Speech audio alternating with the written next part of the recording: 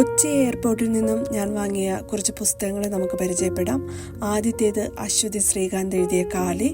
കയ്യിൽ കിട്ടിയപ്പോൾ തന്നെ ഞാൻ ഈ പുസ്തകം വായിച്ചു തീർത്തു. ഇതിലെ ചില കഥാപാത്രങ്ങളും കഥാസന്ദർഭങ്ങളും ഒക്കെ നമുക്ക് വളരെ പരിചിതമായിട്ട് തോന്നും. രണ്ടാമത്തേത് എൻ മോഹൻ എഴുതിയ ഒരിക്കൽ. റീൽസും മറ്റും കണ്ട് ഒരുപാട് ആഗ്രഹിച്ച് വാങ്ങിച്ചിരിക്കുന്ന ഒരു പുസ്തകമാണിത്. വായിച്ചതിന് ശേഷം ഇതിനെക്കുറിച്ചുള്ള അഭിപ്രായങ്ങൾ പറയാം. മൂന്നാമത്തേത് കല്യാണി എന്നും ദാക്ഷായണി എന്നും പേരായ രണ്ട് സ്ത്രീകളുടെ കഥ. ഈ പുസ്തകം ആർ രാജശ്രീയാണ് എഴുതിയിരിക്കുന്നത്. സോഷ്യൽ മീഡിയയിൽ ആദ്യം എഴുതി അതിനുശേഷം പുസ്തക രൂപത്തിൽ പ്രസിദ്ധീകരിക്കുകയായിരുന്നു. 40,000-ൽ പരം കോപ്പികൾ വിറ്റുപോയ ഒരു പുസ്തകമാണിത്. അടുത്ത രണ്ട് പുസ്തകങ്ങളും TDRൻ്റെയാണ്. ആദ്യത്തേത് സുഗന്ധി എന്ന ആണ്ടാൾ ദേവനായകി.